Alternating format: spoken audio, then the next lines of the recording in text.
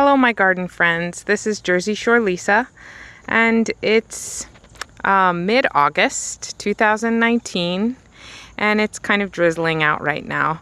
And this is my front yard food forest. I just wanted to show you all kind of a cool discovery, and it's exactly what I intended to happen. So I just wanted to share with you a little personal triumph, a little success that I'm finding that I have. As you can see, my front yard is sloped. So I'm standing street level basically, and we're going uphill up to my house. I do have a couple of design elements, permaculture design elements in play to slow and sink the water as it runs downhill on my property. One of these elements is a rain garden planted with native New Jersey friendly plants. You can see this downspout here on the side of my house drains across the path. Unfortunately, I wish it didn't do that, but it does. So it drains across the path, and I'm catching that runoff in this rain garden. Luckily, I have very sandy soil here, and it does percolate down into the rain garden very quickly. But this rain garden has filled up because some storm events are just too substantial to be contained by it. So it has filled up. Unfortunately, it has overflowed a couple of times. That overflow does get directed down the driveway at this point, but I would like to adjust my berm on the downhill slope so that the overflow happens here, which would direct the water down towards the center of the yard. Other than that, you can see my food forest garden beds are coming out from the north end of the property towards the south end of the property, southeast.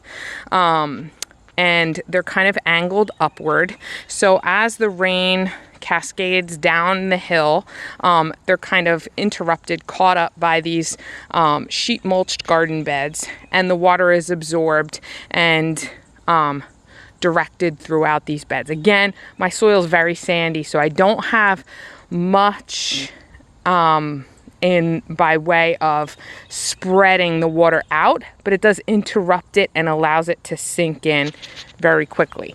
However, in the center here of the yard, I was having a lot of material really just flow right down into the street. So across the front of the lawn, I've decided to create a meadow strip. And I seeded this with wildflower seeds, with some extra vegetable starts, flower starts that I started in the spring in the greenhouse, and just a few plants tucked in here and there along the season as I acquired them. For the most part, it was wildflower seeds, and I just didn't mow it. And I kind of, I made a pretty distinct line with the mower, and I just let it do its thing. Some of the really invasive weeds I did hand pull throughout the season. I want to give those flowers a chance to reseed themselves. So, but it's kind of messy looking right now. But what I'm excited about is it's doing exactly what I intended it to do, in that we just had a pretty significant rain event. You could see the water, the street is still very wet. And fairly recently, a street sweeper had come by and cleaned the very edge of the street. And you can see that in front of this meadow strip, no sand or soil material has run off and cascaded downhill into the street. Where you can see the sand start is my entrance to the yard, which is just beyond the meadow strip. So it really is doing what I intended it to do. Just by not mowing that area and allowing plants to grow and develop significant root systems, this area is able to slow and sink the water before it leaves the property. And I'm so excited that I am conserving.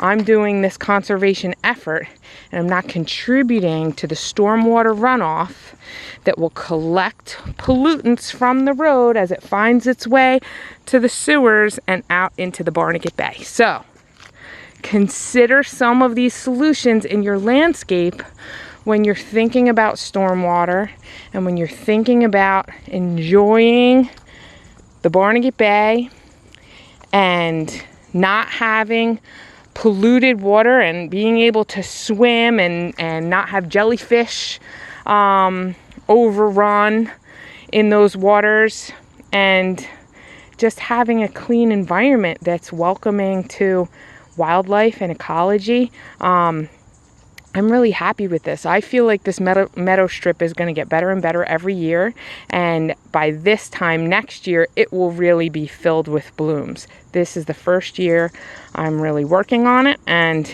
it's going to get better and better as time goes by. So if you have any questions, please leave them in the comments and subscribe to the channel and like the video, and I'll be talking to you all again soon. Thanks so much for watching. Bye-bye. Have a great day.